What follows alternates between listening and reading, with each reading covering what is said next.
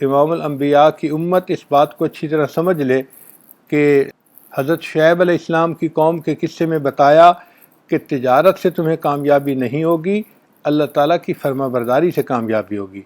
نوح علیہ السلام کے قصے میں یہ بتایا گیا کہ اکثریت کے ہونے سے تمہیں کامیابی نہیں ہوگی بلکہ تمہیں اللہ کی فرما برداری سے کامیابی ہوگی۔ صالح علیہ السلام کی قوم کے قصے میں سبق یہ دیا گیا کہ عمارات کے اونچا اونچا بنانے سے کامیابی نہیں ہوگی بلکہ اللہ تعالیٰ کی فرما برداری سے کامیاب ہوگی۔ یوسف علیہ السلام کی قصے میں بتایا گیا کہ خزانہ ملنے سے، وزارت ملنے سے تمہیں کامیابی نہیں ہوگی بلکہ اللہ کی فرما برداری سے کامیابی ہوگی۔ موسیٰ علیہ السلام کے قصے میں بتایا گیا کہ فرعون کی بادشاہی سے کچھ نہ بنا، اسی طرح دنیا کے اسباب سے کچھ نہیں بنے گا بلکہ اللہ کی فرما برداری سے ملے گا۔ تو معلوم ہوا کہ قرآن مجید کے یہ سارے قصے ہمیں سبق دے رہے ہیں کہ اسباب سے اس طرح نفی کرو جس طرح پہلے زمانے میں بتوں کی نفی کی جاتی تھی۔ پہلے زمانے میں لات اور منات ان کی نفی کی جاتی تھی شد و مد کے ساتھ، زور کے ساتھ۔ آج کے دور میں ہمیں بھی اسباب کی اسی طرح نفی کرنی ہے کہ نہیں، فصل سے جو ہے نا کامیابی نہیں ہوتی، نوکری سے کامیابی نہیں ہوتی، فیکٹریاں لگانے سے کامیابی نہیں ہوتی، کامیابی تو اللہ کے فرما برداری کرنے میں ہوتی ہے، نبی علیہ السلام کے طریقے کو اپنانے میں کامیابی ہوتی ہے۔ اس لیے ہمیں چاہیے کہ ہم اسباب سے نظریں ہٹائیں اور اپنے اللہ پہ نظریں جمائیں، اسباب سے نظریں ہٹائیں اور اپنے اللہ پہ نظریں جمائیں۔ علامہ اقبال نے کیا خوبصورت شعر کہا، بتوں سے تجھ کو امیدیں خدا سے نا امیدی، بتوں سے تجھ کو امیدیں خدا سے نا امیدی، مجھے بتا تو صحیح اور کافری کیا ہے۔ اور یہی تو کفر ہے کہ انسان کو بتوں سے امیدیں ہوں اور اللہ سے انسان نا امید ہو جائے۔ آج کل جس کی نوکری لگ جاتی ہے گورنمنٹ کی، وہ بڑا خوش ہوتا ہے کہ جی اب میرے رزق کا مسئلہ حل ہو گیا۔ بھئی اللہ تعالیٰ رزق تو دیں گے ہی صحیح، اگر ہم مدرسے میں پڑھیں گے، قرآن اور حدیث کا علم حاصل کریں گے، پھر بھی ہمیں اللہ ہی کھلائیں گے، سبب اللہ ہی بنائیں گے۔ تو ہمیں اللہ تعالیٰ کی ذات پر یقین رکھنا چاہیے، البتہ سبب کے طور پر ہاتھ پاؤں ہلانے بھی ضروری ہیں۔ اسلاف اپنے بچوں کو ایمان اور یقین سکھایا کرتے تھے تاکہ بچوں کے ذہن میں بچپن ہی سے یہ بات بیٹھ جائے کہ ہمیں پالتا کون ہے؟ اللہ پالتا ہے۔ حضرت خواجہ قطب الدین بختیار کاکی رحمۃ اللہ علیہ کے حالات زندگی میں لکھا ہے کہ جب وہ بچے تھے تو ان کے والدین نے آپس میں فیصلہ کیا کہ ہم اس بچے کو مضبوط ایمان سکھاتے ہیں۔ چنانچہ ایک دن ان کی والدہ نے ان کے لیے روٹی بنائی اور اس کو کسی جگہ چھپا دیا۔ جب بچہ مدرسے سے آیا اس نے کہا کہ امی مجھے بھوک لگی ہے، تو ماں نے کہا بیٹا ہمیں بھی اللہ کھانا دیتا ہے اور تمہیں بھی اللہ کھانا دیتا ہے، ہم بھی اللہ سے مانگتے ہیں تو تم بھی اللہ سے مانگو، اللہ تمہیں دے گا۔ بچے نے کہا امی کیسے مانگوں؟ ماں نے کہا بیٹا مصلی بچھاؤ اور اس کے اوپر بیٹھ کے اللہ سے دعا مانگو، تم دعا مانگو گے اللہ قبول کر لے گا۔ چنانچہ بچے نے مصلی بچھایا اور ننھے منھے ہاتھ اٹھائے اور اللہ سے دعا مانگی، اے اللہ میں ابھی مدرسے سے آیا ہوں، مجھے بھوک لگی ہوئی ہے، میرے امی ابو کو بھی آپ کھانا دیتے ہیں اور مجھے بھی آپ نے دینا ہے، اللہ مجھے دے دیجئے۔ پھر دعا مانگنے کے بعد اس نے کہا کہ امی اب کیا کروں؟ ماں نے کہا بیٹا اللہ نے تمہارا کھانا کہیں بھیجا ہوگا، تم کمرے میں جاؤ اور اسے ڈھونڈو۔ بچہ کمرے میں گیا، اس نے ڈھونڈا تو اس کو کسی جگہ کپڑے کے نیچے روٹی گرم گرم مل گئی، تو وہ خوشی سے لے آیا، امی اللہ نے کھانا بھیج دیا ہے۔ چنانچہ ماں نے کہا بیٹھ کے کھا لو۔ اب روز کی روٹین بن گئی، ماں کھانا بنا کے رکھ دیتی، بچہ دعا مانگتا اور جب کھانا مل جاتا تو بچہ خوش ہوتا کہ اللہ نے مجھے کھانا کھلا دیا۔ اب بچے نے جب روز کھانا کھانا شروع کیا تو اس کے دل میں اللہ کی محبت بڑھنے لگی۔ چنانچہ وہ کبھی پوچھتا امی اللہ مجھے جس طرح کھانا دیتے ہیں آپ کو دیتے ہیں، ساری دنیا کے انسانوں کو اللہ کھانا دیتے ہیں؟ ماں کہتی ہاں۔ تو وہ حیران ہوتا، اچھا اللہ اتنے بڑے ہیں کہ سب کو کھانا دیتے ہیں؟ وہ کہتی ہاں۔ اچھا جانوروں کو بھی کھانا اللہ دیتے ہیں؟ ہاں اللہ دیتے ہیں۔ تو بچے کے دل میں اللہ کی عظمت بڑھتی، محبت بڑھتی، اور بچہ پوچھتا اچھا اللہ کہاں پہ ہیں، اللہ خوش ہیں ناراض ہیں؟ تو جب بچہ کویسچن کرتا تو ماں خوش ہوتی کہ میرے بیٹے کے دل میں جو ہے اللہ تعالیٰ کی محبت بڑھتی جا رہی ہے، عظمت بڑھتی جا رہی ہے، اللہ کا تعلق جڑ رہا ہے۔ چنانچہ ایک دن اللہ کی شان دیکھیں کہ رشتہ داروں میں کوئی فنکشن تھا اور ماں کو وہاں جانا پڑ گیا۔ ایسی مصروف ہوئی کہ اس کو یہ خیال ہی نہ رہا کہ مجھے اپنے بچے کے لیے کھانا بنا کے رکھنا ہے۔ جب اس نے وقت دیکھا تو دیر ہو چکی تھی، بچے کے مدرسے سے آنے کا وقت ہو چکا تھا، تو ماں بڑی پریشان ہوئی، اسی وقت نکلی اپنے گھر واپس آنے کے لیے۔ اب راستے میں تیز تیز چل بھی رہی ہے اور اللہ سے دعا بھی مانگ رہی ہے، اے اللہ میں نے اپنے بچے کا یقین بنانے کے لیے ایک حیلہ اختیار کیا تھا، اللہ آج میرا بیٹا اگر دعا مانگے گا اور اس کو کھانا نہیں ملے گا تو اس کا یقین کہیں ٹوٹ نہ جائے، اللہ غلطی تو میری ہے، مجھے معاف کر دینا اور میرے بیٹے کے یقین کو نہ ٹوٹنے دینا۔ خیر بچی جب ماں گھر آئی تو اس نے دیکھا کہ اس کا بیٹا بستر کے اوپر آرام کی نیند، میٹھی نیند سویا ہوا تھا۔ ماں نے جلدی سے روٹی بنا لی اور روٹی بنا کے آئی اور اپنے بیٹے کا رخسار کا بوسہ لیا اور اسے جگا کے کہا، بیٹا تجھے تو بڑی بھوک لگی ہوگی، تو آ کے سو گیا۔ تو بچہ اٹھ کے بیٹھ گیا، حشاش بشاش تھا، کہنے لگا امی نہیں مجھے بھوک نہیں لگی ہوئی۔ تو ماں نے پوچھا بیٹا کیوں نہیں لگی ہوئی؟ امی میں جب مدرسے سے آیا تو میں نے مصلی بچھا کے اللہ سے دعا مانگی، پھر میں کمرے میں گیا تو مجھے ایک جگہ روٹی پڑی ہوئی مل گئی، امی روٹی کھائی، لیکن جو مزہ مجھے آج کی روٹی میں آیا امی وہ مزہ مجھے پہلے کبھی نہیں آیا۔ تو ماں نے اللہ کا شکر ادا کیا کہ اللہ آپ نے میرے بچے کے یقین کو سنبھال لیا، اس کو ٹوٹنے نہیں دیا۔ چنانچہ ہندی میں روٹی کو کاکی کہتے ہیں، ان کے ساتھ نام کے یہ لفظ جڑ گیا، قطب الدین بختیار کاکی، اور یہ جب بڑے شیخ بنے اپنے وقت کے تو ان کو کہا جاتا تھا خواجہ قطب الدین بختیار کاکی رحمۃ اللہ علیہ۔ دہلی میں آج بھی ایک جگہ ایک اونچا مینار بنا ہوا ہے جس کو قطب مینار کہتے ہیں، اور اس کے قریب ہی حضرت کی قبر ہے جہاں پر وہ آرام فرما رہے ہیں۔ تو پہلے وقتوں میں ماں باپ اپنے بچوں کو یقین سکھایا کرتے تھے، آج کے ماں باپ کے اپنے یقین نہیں بنے ہوتے، وہ اپنے بچوں کو کیا یقین سکھائیں گے؟ اس لیے چاہیے کہ ہم اس محنت کو کریں تاکہ ہمارا بھی یقین مضبوط ہو، ہمارے بچوں کا یقین بھی مضبوط ہو، اور ہم اعمال کے راستے کو اپنائیں اور اپنے اللہ کو منائیں۔ اب یقین بننے کے دو طریقے ہیں، دو راستے ہیں۔ ایک ہے کثرت دعوت، انسان دعوت کثرت سے دے تو اس کا یقین بن جاتا ہے، جیسے صحابہ رضی اللہ تعالیٰ عنہم تھے، وہ کثرت سے دوسروں کو ایمان کی دعوت دیا کرتے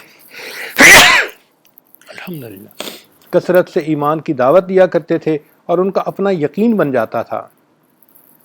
چنانچہ صحابہ کرام کا یقین اتنا بن گیا تھا کہ حضرت علی رضی اللہ عنہ فرمایا کرتے تھے، اگر جنت اور جہنم میرے سامنے آ جائے تو میرے یقین میں ذرہ برابر اضافہ نہ ہو۔ تو دعوت دینے سے انسان کا یقین بڑھ جاتا ہے۔ چنانچہ آج کل کے دور میں یہ جو دعوت و تبلیغ کا ایک محنت چل رہی ہے، یہ یقین بنانے کی محنت ہے۔ جو بندہ اس راستے میں وقت لگاتا ہے اس کا یقین بنتا ہے، اسباب کی بجائے اس کی نظر مسبب الاسباب کی طرف جاتی ہے اور اس کا ایمان مضبوط ہو جاتا ہے۔ اور دوسرا طریقہ ہے ذکر کی کثرت۔ جتنا انسان ذکر کی کثرت کرے گا اتنا اس کی توجہ الی اللہ رہے گی، اور ہر چیز اس کی جو ہے اور ہر حال میں وہ اللہ کی طرف متوجہ رہے گا۔ چنانچہ حضرت خواجہ محمد عبد المالک صدیقی رحمۃ اللہ علیہ، انہوں نے خانیوال کے اندر مسجد بنائی، اور اس مسجد کے بنانے میں انہوں نے کسی سے چندہ نہیں مانگا۔ لوگوں نے مسجد کا نام بے چندہ مسجد رکھ دیا کہ جی فلاں تو بے چندہ مسجد ہے۔ حضرت خواجہ مالک صدیقی رحمۃ اللہ علیہ خود تو اتنے نہیں تھے کہ بھئی ان کے پاس اتنے پیسے ہوتے کہ وہ مسجد بنا دیں، لوگ ہی مسجد کے لیے ہدیہ دیا کرتے تھے، مگر حضرت مانگتے نہیں تھے، کہتے تھے کہ نہیں میں اللہ سے مانگتا ہوں، اللہ خود اپنے بندوں کے دل میں ڈال دے گا اور بندے پھر میرے پاس آئیں گے کہ جی مسجد کے لیے یہ لے لیجئے، تو حضرت لے لیا کرتے تھے۔ ہماری والدہ صاحبہ یہ واقعہ سنایا کرتی تھیں، ایک مرتبہ حضرت نے جو مستری مزدور تھے ان کے ساتھ یہ وعدہ کر لیا تھا کہ بھئی آپ لوگ مزدوری کرتے رہیں اور آپ کی مزدوری کے پیسے جمع ہوتے رہیں گے، اور پھر جب اللہ مجھے دے گا تو میں ایک ہی وقت میں ادا کر دوں گا۔ چنانچہ سب میں مستری مزدور روزانہ پیسہ نہیں لیا کرتے تھے، بلکہ وہ کام بھی کیا کرتے تھے اور پھر اللہ سے دعائیں بھی مانگا کرتے تھے۔ حضرت خوش ہوتے تھے، فرماتے تھے پہلے میں اکیلا تھا اللہ سے مانگنے کے لیے، اب میرے ساتھ یہ مصری مزدور بھی شامل ہو گئے، اب ہم کئی اللہ سے مانگنے والے بن گئے، اب اللہ کی مدد آئے گی اور جلدی مسجد بن جائے گی۔ حضرت فرماتے ہیں کہ اس دور میں ایک ایسا وقت آیا کہ بہت سارا پیسہ قرضے کا سر پہ چڑھ گیا، اور اوپر سے رمضان کا مہینہ بھی آ گیا، تو مجھے بڑی فکر تھی کہ لوگوں نے رمضان کے بعد عید کے لیے کپڑے بچوں کے بنوانے ہوتے ہیں، چیزیں خریدنی ہوتی ہیں، اور اگر ان کی تنخواہ نہ دی گئی، ان کے جو بچے ہیں وہ بیچارے تو عید بھی نہیں منا سکیں گے، ان کی خوشیاں ادھوری رہ جائیں گی۔ میرے دل میں اس کا بڑا غم تھا، لیکن میرے پاس پیسے نہیں تھے کہ میں ان کو دے سکوں، اللہ سے دعائیں مانگتا تھا۔ حضرت فرماتے ہیں ایک بندہ آیا، وہ مجھ سے ملا اور بیعت ہوا، اور پھر ملاقات کر کے اس نے ایک بریف کیس مجھے دیا، حضرت یہ آپ کے لیے میں ہدیہ لایا ہوں۔ تو میں نے کہا کہ اچھا بریف کیس رکھ دو وہیں پہ۔ اس نے بریف کیس رکھ دیا اور وہ چلا گیا۔ حضرت صدیق رحمۃ اللہ نے ایک بچے کو بلایا اور بچے کو بلا کے کہا کہ یہ بریف کیس گھر لے جاؤ اور میری اہلیہ کو دے دو۔ بچہ اس بریف کیس کو اٹھا کے لے گیا اور والدہ صاحبہ کو دے دیا۔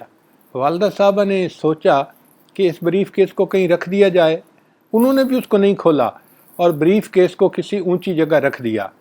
اب 1 دن 2 دن 3 دن گزر گئے، تو 3 دن تک کوئی تذکرہ ہی نہیں ہوا حضرت کے درمیان اور ان کی اہلیہ کے درمیان۔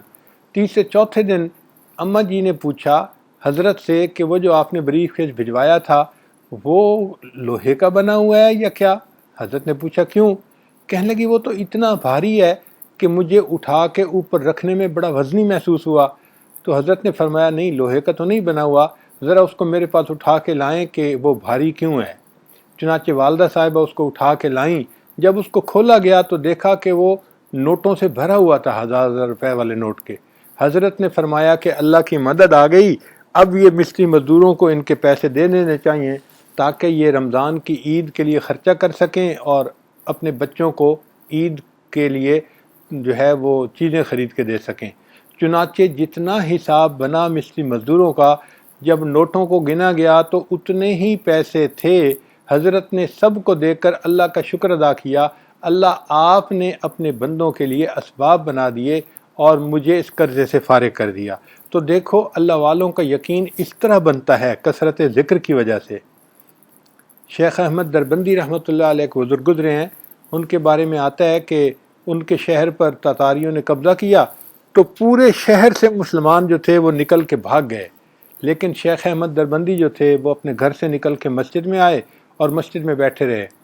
جب شہزادہ تاتاری داخل ہوا تو اس نے حیران ہو کے کہا کہ دیکھو پورے شہر میں ایک بندہ بھی نہیں، ہمارا کتنا روب ہے، ہمارے آنے سے پہلے مسلمان ہی یہاں سے بھاگ گئے۔ اس کو بتایا گیا کہ پورا شہر خالی ہے مگر ایک مسجد میں ایک بوڑھا بندہ بیٹھا ہوا ہے۔ اس نے کہا اس کو ہتھکڑیاں لگا کے پاؤں میں بیڑیاں ڈال کے میرے سامنے پیش کرو۔ چنانچہ شیخ احمد دربندی رحمۃ اللہ علیہ کو ہتھکڑیاں لگا کے اس تاتاری شہزادے کے سامنے پیش کیا گیا۔ تو تاتاری شہزادے نے اس سے سوال کیا کہ تم یہاں سے کیوں نہیں نکلے؟ اس نے کہا جی کہ میں اپنے گھر سے نکل کے اللہ کے گھر میں آ کے بیٹھ گیا تھا، اب مجھے اللہ کے گھر سے تو کوئی نہیں نکال سکتا۔ اس نے کہا کہ اچھا اب تمہیں دیکھو نا میں نے پکڑا ہے، اب تمہیں مجھ سے کون چھڑائے گا؟ جب شہزادے نے اسے کہا کہ ہم نے تجھے پکڑا ہے، ہتھکڑیاں لگائی ہیں، اب تمہیں ہم سے کون چھڑائے گا؟ تو شیخ احمد دربندی جو تھے انہوں نے فرمایا اللہ۔ جیسے انہوں نے اللہ کا لفظ کہا ان کے ہاتھوں کی جو لوہے کی زنجیریں تھیں وہ ٹوٹ کے نیچے گر گئیں۔ وہ جو شہزادہ تھا تاتاری، اس کے دل پر روب پڑ گیا، سمجھ گیا کہ یہ کوئی اللہ والا ہے۔ چنانچہ اس نے کہا اچھا میں آپ کو یہاں رہنے کی اجازت دیتا ہوں، آپ اپنے گھر میں جائیں رہیں، ہم آپ کا احترام کریں گے، آپ کو کوئی تکلیف نہیں پہنچائیں گے۔ چنانچہ شیخ احمد دربندی رحمۃ اللہ علیہ وہاں پہ رہنے لگ گئے۔ یہ شہزادہ کبھی کبھی حضرت کو ملنے کے لیے رات کے اندھیرے میں آیا کرتا تھا کہ لوگوں کو پتہ نہ چلے، تو حضرت اس کو ایمان پہ لے آئے اور اس کو نیکی کی طرف لے آئے۔ پھر حضرت نے اس کو کہا کہ دیکھو جب تمہیں جو ہے وہ بادشاہت ملے گی تم اس وقت اپنے ایمان کا اعلان کر دینا، ابھی اعلان مت کرو۔ چنانچہ وہ شہزادہ اسی طرح رہا، تقریباً 25-30 سال کے بعد ایک وقت آیا کہ وہ بادشاہ بنا۔ جیسے ہی وہ بادشاہ بنا اس نے اپنے ایمان کا اظہار کر دیا کہ میں بھی مسلمان ہوں، اور یوں جو بادشاہت تھی اللہ نے دوبارہ مسلمانوں کے ہاتھ میں دے دی۔ یہ بادشاہت، یہ تخت و تاج لڑائی سے نہیں ملا، یہ جنگ سے نہیں ملا، بلکہ اللہ نے ایک اللہ والے کے ذریعے سے دوبارہ یہ جو ہے ایمان والوں کو واپس عطا فرما دی بادشاہت بھی۔ علامہ اقبال نے خوبصورت شعر کہا کہ ہے ایاں یورش تاتار کے افسانے سے، ہے ایاں یورش تاتار کے افسانے سے، پاسباں مل گئے کعبے کو صنم خانے سے۔ اللہ نے کعبے کو صنم خانے سے پاسباں دے دیے۔ اللہ چاہتا ہے تو کافروں کو ایمان کی ہدایت دے دیتا ہے اور ان سے اسلام کی مدد کروا دیتا ہے۔ لہٰذا ہمیں اللہ تعالیٰ کی ذات پر پکا یقین رکھنا چاہیے۔ ہمارے پاس یہ بڑی نعمت ہے جس کو ہم ایمان کہتے ہیں، اور ہمیں چاہیے کہ ہم کثرت ذکر کریں تاکہ ہمارے دل میں بھی اللہ کی ذات پہ پورا یقین آ جائے، ہمارا ایمان مضبوط ہو جائے۔ رابعہ بصریہ اللہ کی نیک بندی، ان کا واقعہ بھی ذرا توجہ کے ساتھ سن لیجئے کہ ایک مرتبہ ان کے ہاں کچھ مہمان آ گئے۔ شام کا وقت ہو گیا، گھر میں کچھ کھانے کی چیز بھی نہیں تھی۔ چنانچہ مغرب کے بعد ایک آدمی نے دروازہ کھٹکھٹایا۔ رابعہ بصریہ نے اپنی خادمہ سے کہا کہ دیکھو کون ہے؟ اس نے کہا کہ ایک بندہ ہے جو روٹیاں لایا ہے۔ رابعہ نے کہا کہ اچھا روٹیاں گنو کتنی ہیں؟ اس نے کہا جی 9 روٹیاں ہیں۔ اس نے کہا اچھا یہ روٹیاں میری نہیں ہیں، کسی اور کی ہیں، اس بندے کو کہو کہ چلا جائے۔ وہ بندہ واپس چلا گیا۔ اب عشاء کا وقت ہو گیا اور کھانے کا وقت تھا۔ خادمہ پریشان تھی کہ بھئی کھانا آئے تو ہم مہمانوں کو کھلائیں تاکہ مہمان کھانا کھا کے تو آرام کریں، مگر گھر میں کچھ تھا ہی نہیں، پریشانی تھی۔ کچھ دیر کے بعد دوبارہ دروازہ کھٹکھٹایا گیا۔ پوچھا کون؟ کہ جی کوئی کھانا لایا ہے۔ دیکھو کتنی روٹی ہیں؟ اس نے کہا جی 9 روٹی ہیں۔ کہنے لگی نہیں میری نہیں ہیں، اس کو یہ چلا جائے۔ چلا گیا۔ اب دیر ہو گئی، اب آدھی رات کا وقت ہو گیا اور مہمانوں کو نیند بھی ستا رہی تھی لیکن کھانا بھی نہیں کھلایا گیا تھا، تو خادمہ بھی پریشان تھی۔ اتنے میں اللہ کی شان کے تیسری مرتبہ دروازہ کھٹکھٹایا گیا۔ رابعہ نے کہا دیکھو کون ہے؟ اس نے کہا جی کوئی کھانا لایا ہے۔ کہنے لگی اچھا تم دیکھو کہ روٹیاں کتنی ہیں؟ اس نے کہا جی 9 ہیں۔ اس نے کہا نہیں اس کو کہہ دو کہ یہ ہماری نہیں ہے، چلا جائے یہاں سے۔ تو خادمہ کہنے لگی کہ آپ 2 دفعہ پہلے واپس کر چکی ہیں اور 30 دفعہ اب کر چکی ہیں، اب آدھی رات کے بعد کون کھانا لائے گا؟ مہمانوں کو کھانا کھلانا تو ہے۔ تو وہ کہنے لگی اس لیے کہ روٹیاں 9 ہیں۔ تو خادمہ نے کہا 9 ہیں تو مسئلہ کیا ہے؟ اس نے کہا کہ میں نے آج دن میں ایک فقیر میرے پاس آیا اور اس نے روٹی کا سوال کیا، تو میرے پاس ایک روٹی تھی جو میں نے اس فقیر کو دے دی تھی اللہ کے راستے میں، وہ فقیر چلا گیا تھا۔ اب اللہ کا وعدہ ہے من جاء بالحسنۃ فلہ عشر امثالھا، جو ایک لائے گا نیکی میں 10 کا ثواب دوں گا۔ تو میں نے ایک روٹی اللہ کے راستے میں دی تھی، اب اللہ تعالیٰ نے مجھے اس کے بدلے میں 10 دینی ہیں، تو مجھے تو 10 روٹیاں ملنی چاہیے، یہ 9 روٹیاں کیوں ہیں؟ اس لیے میں واپس کر رہی ہوں۔ جب اس نے کہا کہ یہ 9 روٹیاں کیوں ہیں میں اس لیے واپس کر رہی ہوں، تو خادمہ نے ہاتھ جوڑ دیے، کہنے لگی جی 10 روٹیاں ہی تھیں، ایک میں نے اپنے لیے الگ کر لی تھی، اس لیے میں آپ کو 9 بتا رہی تھی، ورنہ ٹوٹل 10 روٹیاں ہی تھیں۔ تو دیکھو رابعہ بصریہ گھر میں بیٹھی ہوئی ہے لیکن اللہ کا ذکر کثرت سے کر رہی ہے، اور اس کا ایمان اتنا مضبوط ہو گیا کہ اس کو یقین تھا کہ مجھے ایک کے بدلے میں 10 ملیں گی، اور اللہ نے 10 عطا فرما دیے۔ کتابوں میں لکھا ہے کہ بہلول دانا رحمۃ اللہ علیہ ایک بزرگ تھے، ایک مرتبہ دریا کے کنارے بیٹھے ہوئے چھوٹے چھوٹے گھر بنا رہے تھے ریت کے۔ ہارون رشید نے پوچھا بہلول کیا کر رہے ہو؟ بہلول نے کہا گھر بنا رہا ہوں۔ کیوں؟ کہ جو خریدے گا میں اس کے لیے دعا کروں گا کہ اللہ تعالیٰ اس کے بدلے اس کو جنت میں گھر عطا فرما دے۔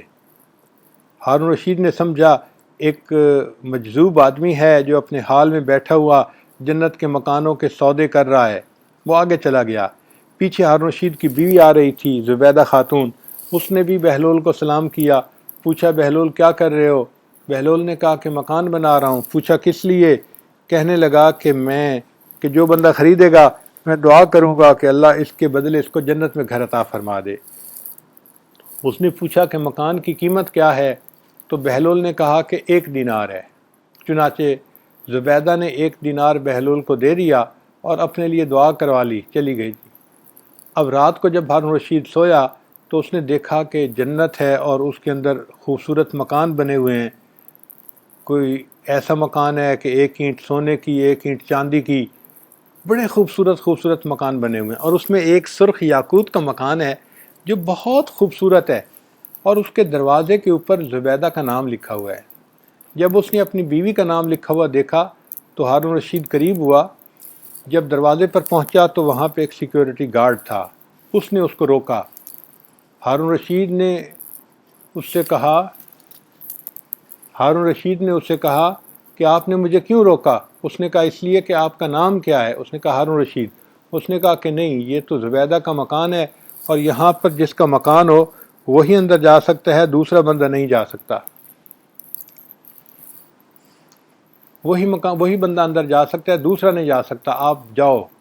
جب ہارون رشید کو دھکا ملا تو اس کی آنکھ کھل گئی، اور آنکھ کھلنے کے بعد وہ بڑا پریشان تھا کہ یہ مکان تو زبیدہ کا ہے، میرا نہیں ہے۔ ساری رات سوچتا رہا کہ میں تو بادشاہ ہو کے بیوقوف نکلا کہ میں نے موقع ضائع کر دیا، اور میری بیوی مجھ سے زیادہ عقل مند نکلی، اس نے کسی اللہ والے کی دعا لے لی اور اس کو اللہ نے جنت میں گھر دے دیا۔ اب خیر سارا دن وہ اسی طرح پریشان رہا۔ اگلے دن پھر وہ جب کام کو ختم کیا عصر کے وقت تو گھر آیا اور بیوی کو کہا کہ چلو دریا کے کنارے سیر کے لیے چلتے ہیں۔ اب دریا کے کنارے جب سیر کے لیے گیا تو پھر وہاں اس نے دیکھا کہ بہلول ابھی بھی بیٹھا ہوا وہ مکان ہی بنا رہا تھا۔ آج پھر اس نے کہا بہلول کیا کر رہے ہو؟ اس نے کہا مکان بنا رہا ہوں۔ بھائی کس لیے؟ کہ جو مکان خریدے گا میں دعا کروں گا اللہ اس مکان کے بدلے اس کو جنت میں مکان عطا فرما دے۔ تو ہارون رشید نے کہا اچھا اس کی قیمت کیا ہے؟ اس نے کہا پوری دنیا کی بادشاہی۔ تو ہارون رشید حیران ہو گیا، بہلول کل تو 1 دینار کا دے رہے تھے اور آج پوری دنیا کی بادشاہی مانگ رہے ہو، میں پوری دنیا کی بادشاہی دے بھی نہیں سکتا۔ تو بہلول نے کہا کہ بادشاہ سلامت، کل بن دیکھا معاملہ تھا اس لیے قیمت تھوڑی تھی، آج دیکھا ہوا معاملہ ہے اس لیے قیمت زیادہ ہے۔ تو یہی بات ہے، آج بن دیکھے ہم نے آخرت کو مانا ہے اس لیے جنت سستی مل رہی ہے۔ جو بندہ اپنے ایمان کو مضبوط کر لے گا اللہ اس کو جنت عطا فرمائیں گے، ورنہ موت کے وقت تو فرعون نے بھی مان لیا تھا مگر اس کے ماننے کا فائدہ نہیں ہوا تھا۔ تو ہم آج اللہ کی ان نعمتوں کو مانیں، تسلیم کریں، اللہ کو اپنا رب مانیں اور اپنے ایمان کو مضبوط کریں، تاکہ جب اللہ کے پاس جائیں تو اللہ تعالی ہمارے ساتھ رحمت کا معاملہ فرمائے۔ آخری بات سن کے میں اپنی بات کو مکمل کرتا ہوں۔ حضرت یوسف علیہ السلام کے زمانے میں قحط تھا تو انہوں نے ایک قانون بنا دیا تھا کہ جو بندہ آئے اس کے گھر کے جتنے لوگ ہوں گے اس کو اتنے ہی گندم کی بوریاں دے دی جائیں گی، اس سے پیسے لے لیے جائیں گے۔ چنانچہ جو ورکر تھے وہ اس قانون کے مطابق لوگوں سے پیسے لیتے تھے اور ان کو گندم تقسیم کرتے تھے۔ ایک لڑکا سا آیا اور اس لڑکے نے کہا جی کہ مجھے گندم چاہیے۔ انہوں نے پوچھا بھئی تمہارے گھر والے کتنے ہیں؟ اس نے کہا اتنے ہیں۔ اس نے کہا اچھا پھر تمہیں ہم اتنے بیگ دیں گے۔ اس نے کہا نہیں مجھے بیگ زیادہ چاہیے۔ تو دینے والوں نے اس کو 1-2 بیگ زیادہ دے دیے۔ وہ بچہ کہنے لگا نہیں مجھے اور زیادہ چاہیے۔ تو کام کرنے والوں نے کہا دیکھو بھائی ہمارے اختیار میں نہیں ہے کہ ہم اس کو زیادہ دے سکیں، تم پھر یوسف علیہ السلام کے پاس چلے جاؤ، اگر وہ فرما دیں گے تو جتنا کہہ دیں گے ان کا حکم فائنل ہوتا ہے۔